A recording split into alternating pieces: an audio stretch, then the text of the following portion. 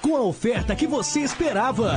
Novo KS 1.0 2019 a partir de R$ 42.990 à vista ou entrada de R$ 33.962,10 e saldo em até 18 parcelas por apenas R$ 562 com taxa zero. Tá esperando o quê? Acesse ofertasford.com.br e corra até a Bracon. No trânsito, dê sentido à vida.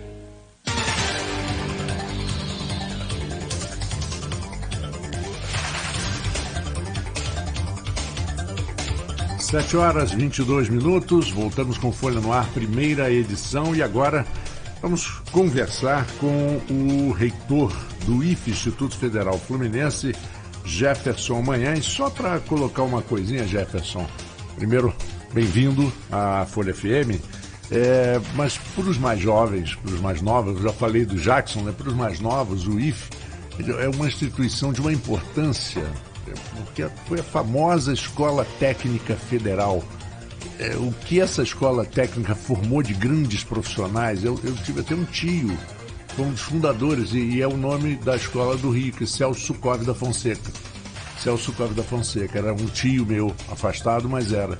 E essa escola foi genial no momento em que todos pensavam em universidade, e a escola técnica oferecia cursos profissionalizantes de alta qualidade, de alta tecnologia.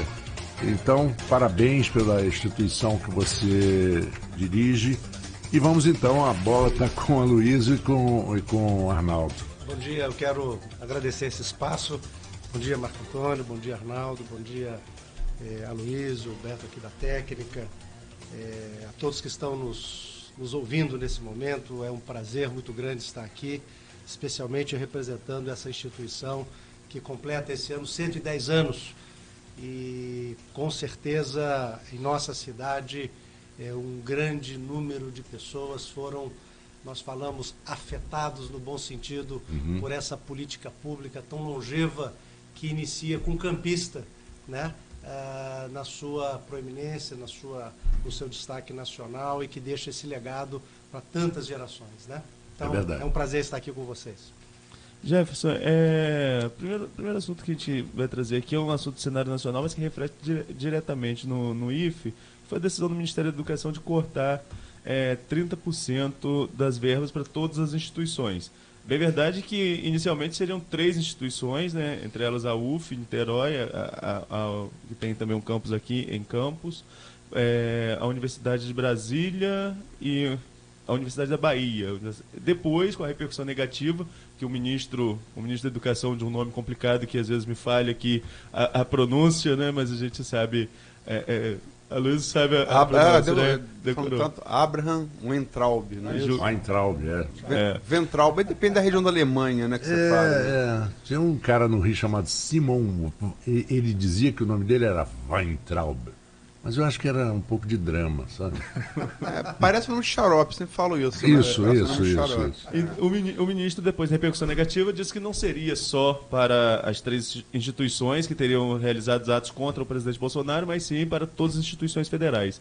Como fica a situação do IFE a partir desses cortes de 30%, e isso já está refletido nos repasses para a instituição? Bom, Arnaldo, eu acho que a situação nossa é muito grave. A situação do país, de governança desse país, é muito grave e reflete-se naturalmente na economia desse país. Está agora diretamente relacionado às nossas instituições de educação federal, mas também poderíamos estender isso para diversos outros setores do governo federal. Eu quero dizer que a questão do contingenciamento é uma questão prevista na Lei de Responsabilidade Fiscal, que não é algo novo.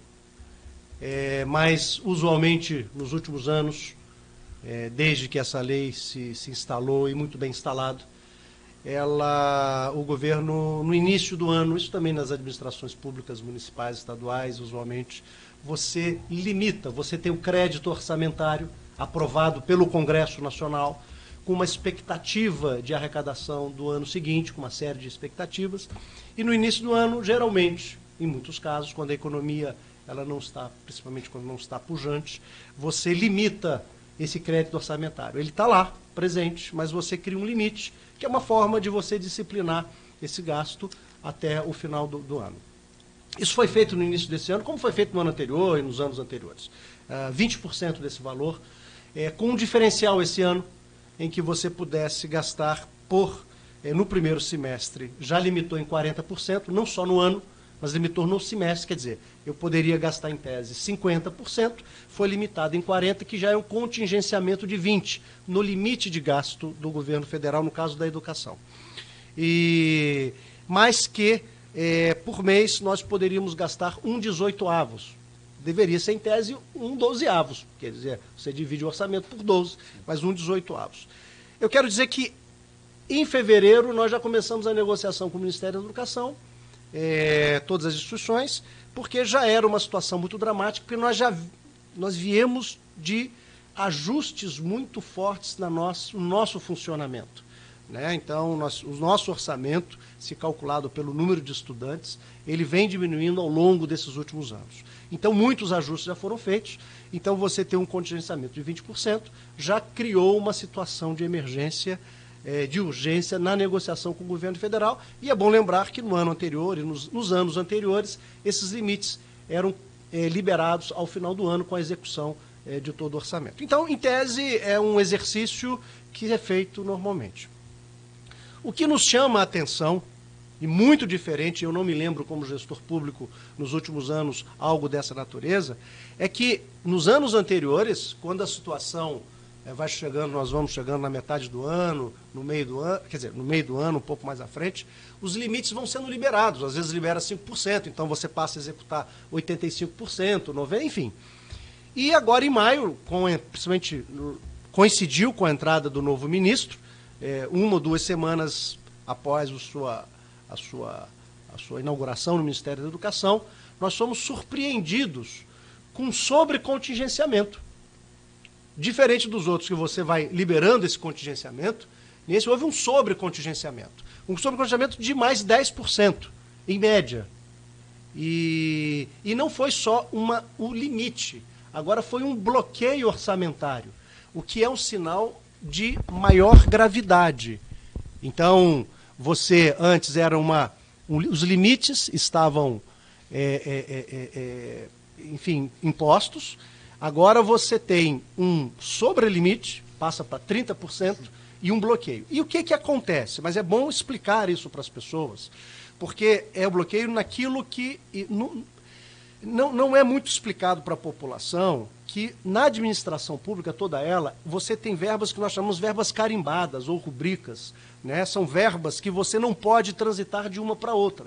Por exemplo, a verba de pessoal, eu não posso usá-la para pagar o funcionamento da instituição, que é água, luz, limpeza, segurança, no caso da educação, insumos para os laboratórios, viagens técnicas, idas de alunos e servidores para congressos, capacitação, o funcionamento do cotidiano, a manutenção da instituição.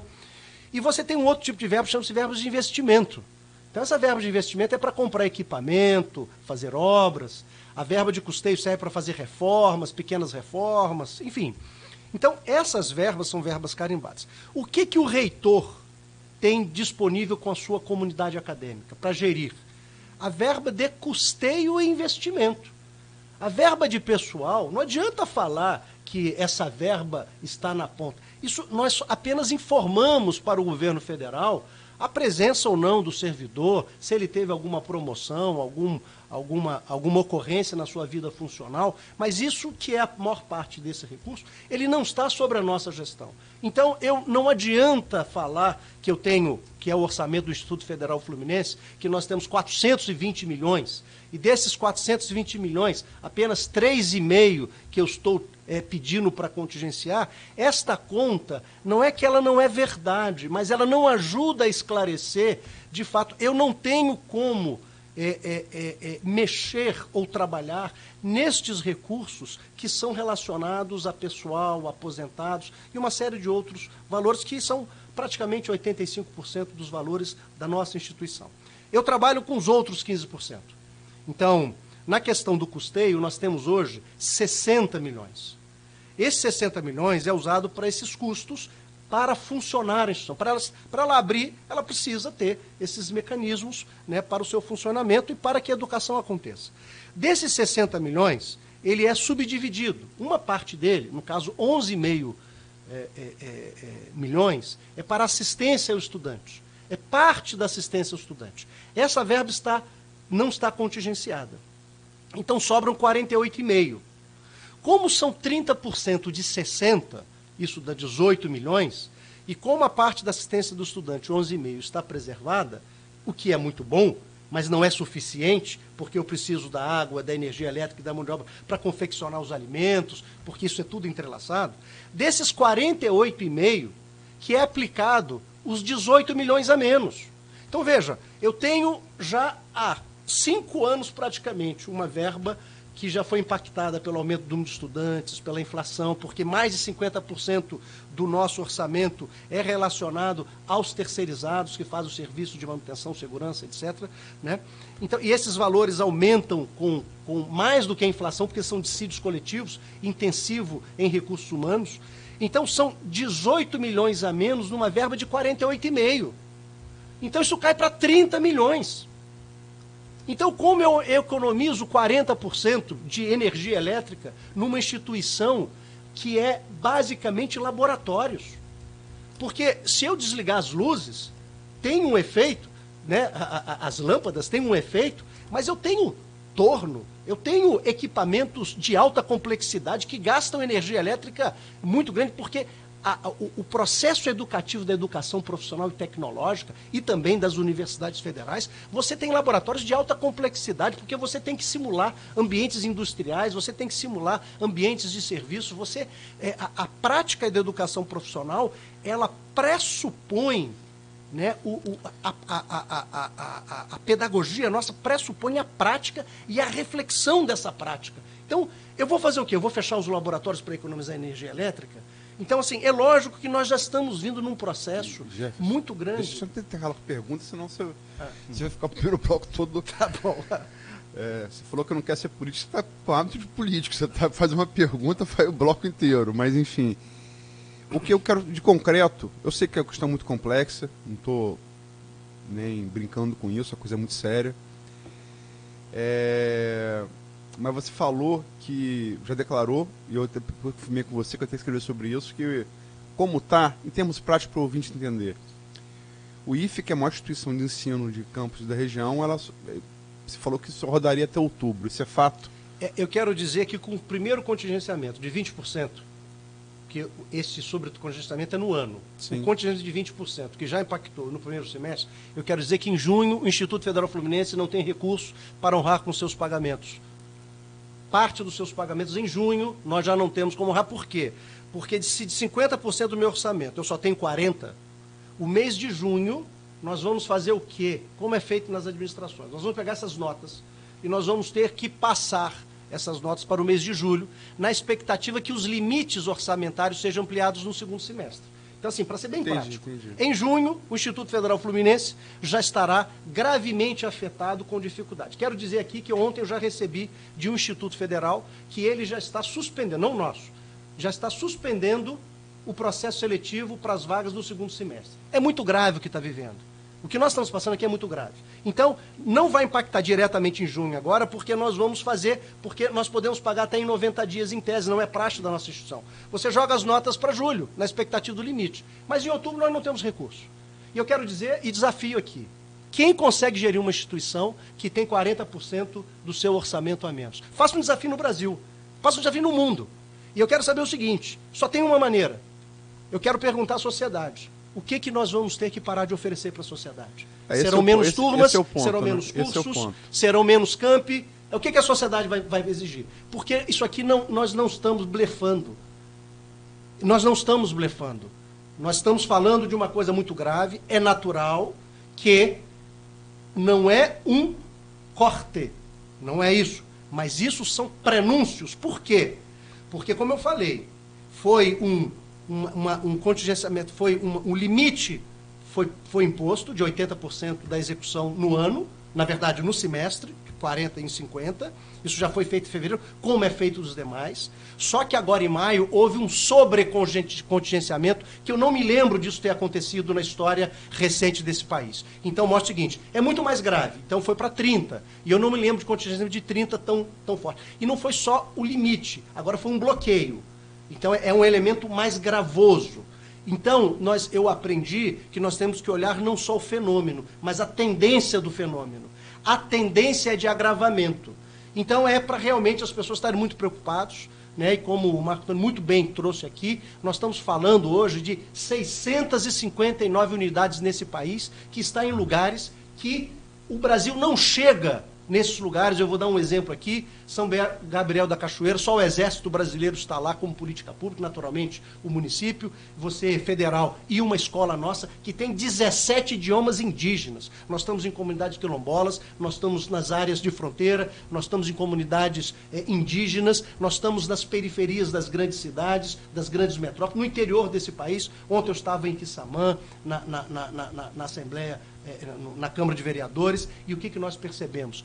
Assim como o Marco Antônio falou aqui, as pessoas estão muito sensíveis. Isso pode ser muito bem visto no dia 15, porque lá estavam pais de alunos, estavam estudantes, estavam professores, né? Pessoas que muitas vezes nunca saíram, né, num movimento de cidadania daquela natureza, dizendo o seguinte, olha, a educação é muito cara para o país, porque nós não estamos falando só do presente, não. Nós estamos falando do futuro. E na educação é assim, se você, como na pesquisa, né, não é só conteúdo, é também ritmo. Se você para o ritmo de avanços ou das dificuldades que nós temos de enfrentamento, esse problema vai se agravando. Então, eu quero dizer que a tendência que está se colocando para as nossas instituições é de altíssima gravidade. Professor, o senhor fez um desafio aí e levantou várias possibilidades que podem ser adotadas.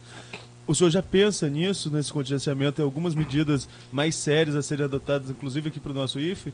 Olha, eu posso ser muito sincero, nós estamos pensando nisso desde quando eu entrei em 2016. Né? E quais seriam as medidas práticas? Então, nós já tivemos, por exemplo, demissão, infelizmente, que essa não é a primeira opção. Nós já diminuímos o número de viagens, nós diminuímos o número de viagens técnicas para estudantes, para servidores. A capacitação esse ano o valor está um pouco menor já que do ano passado. Né? Nós estamos com uma política, agora conseguimos uma emenda parlamentar pujante, com a questão de você ter economia de energia através de células fotoelétricas para economizar, políticas de gestão onde nós orientamos as pessoas para diminuir o uso dos recursos públicos no disciplinamento. Né? Infelizmente, nós tivemos que, em alguns campi, também fazer um reajuste do número de terceirizados e o impacto que isso ocorre. Ontem eu estava na Assembleia do Estado, né? E não é só a questão da oferta dos cursos, mas, por exemplo, numa cidade como Quissamã, numa cidade como Maricá, hoje Maricá tem uma situação um pouco mais confortável do ponto de vista de recursos públicos, né? Mas você pega outras cidades como Itapiruna, né? Pádua. Então, não é só, é o professor que vai no restaurante, que fica no hotel, que aluga uma casa, é o estudante que vem de outro município, porque as nossas instituições elas são regionais, são mesorregiões. Então, é a economia local, é o dinheiro da merenda e da refeição do nosso estudante que é comprado num fornecedor local. Então, é um impacto, o morador daquele município, que é o segurança da escola, aluguel que trabalha móveis, nos serviços gerais da escola. Então, nós já tivemos que fazer ajustes, né, em alguns campi muito drásticos de redimensionamento da força de trabalho. Agora, é bom lembrar, esse instituto, mesmo diante da crise, e só para vocês terem uma ideia que nós não tocamos, nós temos hoje 2 milhões de investimento. Olha, uma instituição como a nossa, com 17 mil estudantes, né, com 1.800 servidores, com mais de 100 cursos, nós temos hoje 2 milhões para pagar, para fazer novas obras e para comprar equipamento. Nós precisamos remodelar os equipamentos. Desses, eu só tenho liberação de R$200 mil. 90% está contingenciado. 90% de investimento. Se não fossem as emendas parlamentares e os deputados federais e senadores, que são sensíveis à educação brasileira e que estão nos ajudando, a nós e toda a rede federal, as universidades, nós não teríamos como estar consolidando áreas que ainda não estão prontas. Por exemplo, eu estava... uma escola, ela tem que ter uma quadra, tem que ter uma biblioteca, tem que ter um auditório. Isso é o mínimo que uma escola tem que ter. Eu estava na sexta-feira, inaugurando a escola, uma quadra na nossa escola de Cambuci, que é uma escola agrícola. Então, só agora nós conseguimos uma quadra lá, através de emenda parlamentar, porque não foi possível, porque o valor de investimento também está muito restrito. Mas é lógico que no momento de crise, nós, de fato, então a gente segura o investimento para manter o funcionamento no momento emergencial, é possível, a gente busca outras alternativas, mas é bom lembrar que a nossa instituição ela vem crescendo, porque ela estava se consolidando. Por isso, então aumentou os espaços, com isso aumenta a pressão de mais pessoas para sua manutenção, enfim. E de repente nós temos um corte, um contingenciamento dessa natureza, isso desequilibra. Sim, acho que esse é o ponto. Vocês vêm crescendo. Quando você fala vocês vêm crescendo, você está falando do IFE, mas o mesmo pode se aplicar às instituições de ensino federal brasileiras. Vocês vêm crescendo, né, e tiveram um crescimento, né, substancial nos governos Lula e Dilma. Isso é um fato. Cresceram. E agora, me parece que vocês não vão poder... Isso vai ser interrompido. Vocês talvez diminuam a se manter o quadro que você está narrando aí, com detalhes e tal. Você é gestor, você tem os detalhes. Não parece ser essa a intenção? Assim, bem claramente, sem de maneira direta? Aloysio, eu acho que a nossa população brasileira tem que se definir e perceber que os gestores públicos, eles podem construir como podem desmontar, né? Eu quero afirmar aqui, falo isso, uma fala ontem contundente do nosso estudante Charles lá na Câmara de Vereadores de Quissamã, dizendo o seguinte, que a nossa instituição, e falo isso em nome da Rede Federal e das universidades federais, foi a única oportunidade que ele teve, né? Ele, filho de pessoas muito trabalhadores, muito simples daquela região, de poder imaginar estar fazendo um curso de altíssima qualidade na sua formação técnica e se preparar também para o curso superior.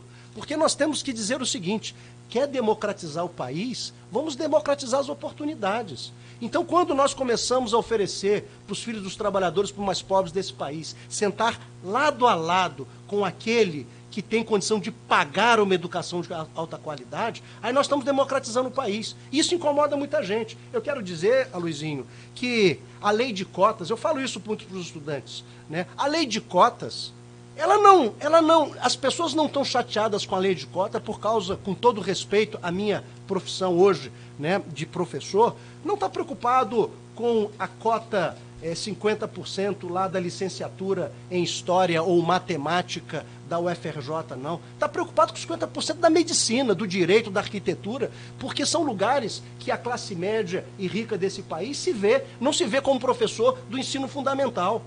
Então, porque é desvalorizado, porque é uma profissão. E o país que não valoriza o seu professor, pegue os rankings da Finlândia, pegue os rankings de todas as grandes, da Coreia, o professor, ele tem um prestígio social muito diferenciado. E no Brasil é uma das piores posições no ranking. Então a gente está falando de PISA, ótimo, excelente. Mas eu quero que hoje, que o tataraneto de um escravo desse país tenha o desempenho de alguém que tem 800 anos de universidade. Eu estive em Salamanca no ano passado, para os 800 anos de Salamanca, mais do que o tempo do Brasil. E quando que nós democratizamos a educação para todos nesse país de maneira igual? Então eu quero que o bisneto, o tataraneto de pessoas que foram analfabetas porque não tiveram direito a estudar, que tenham o desempenho de países que têm 800, 900 anos de tradição de formação de pessoas, que já discutiram a questão da universalização do acesso à educação para todos. Isso é covardia, isso é cinismo.